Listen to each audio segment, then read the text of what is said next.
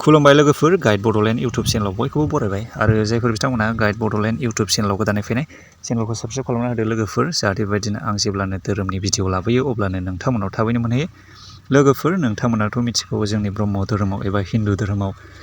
बिफां लाइफांनि बिलाइ एबा बिफां लाइफांनि बिबार आरो फुल बिफांनि बिबारनि बिलाइ बेफोरखौ नागारनानै जोंनि ब्रह्म धोरोमाव एबा हिन्दु धोरोमाव फुजा होयोब्ला फुजायानो जाया होननानै जोङो एबा फुजायावनो जोङो फुजा होदोंब्लाबो गोजोननाय गैयै बायदि मोनो थिग बेबायदिनो दिनैनि भिडिअआ जागोन बेल बिफांनि बिलाइनि सायाव लोगोफोर बे बेल बिफांनि बिलाइखौ जोङो सोर आनान गसाइ एबा सोर इसोरनि फुजा होयोब्ला जोङो बे बेल बिफांनि बिलाइखौ थारैनो बाहायनाय जायो आं बेनि बादै नोंसिनो फोरमायना होगोन नोंथांमोना भिडिअखौ उइदाव स्किप नायलांबाय थाबानो जाबाय लोगोफोर दिनैनि भिडिअआ जागोन लोगोफोर बेल बिफांनि बिलाइनि सायाव बेल बिफांनि बिलाइखौ थारैनो जोङो बेल बिफांनि बिलाइयावथ' गांथाम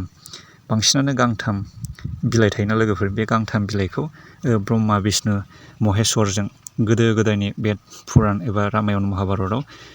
फोरमायनाय दं लोगोफोर आरो बे बेल बिफांनि बिलाइया जे गांथाम थायो बे गांनै आरो गांसेनि गेजेराव जे देन्था थायो बेखौ 33 कौटि देव देवा एबा 33 कौटि देब देबिफोरजों रुजुनाय जायो आरो बे बेल बिफांनि बिलाइनि देन्था जायखौनो गाहायाव जे थायो बे देन्थाखौ बिमा पार्बतीनि गुनखौ गासैबो दं होननानै बेयाव शास्त्रआव फोरमायनाय जादों लोगोफोर थिग बेबायदिनो बे बेल बिफांनि बिलाइखौ जेब्ला जोङो बाबा शिबखौ एबा बाबा शिबनि फुजायाव जोङो फुजा होनाय जायो अब्ला बेखौ शिबलिंआव जोङो बाबा शिबनि नामै फुजा होनाय जायो लोगोफोर नोंथांमोना मिथियाब्ला दिनै मिथिनो मोननाय जाहैबाय आरो बे बेल बिफांनि बिलाइजों जोङो बाबा शिबनियाव फुजा होयोब्ला जोङो बाबा शिबनि थाखाय फुजा होनाया जोबोद मोजाङै एबा जोबोद गोथारै जायो होननानै शास्त्रआव फोरमायनाय दं लोगोफोर थिग बेबायदिनो जेब्ला नोंथांमोना बाबा शिबनियाव एबा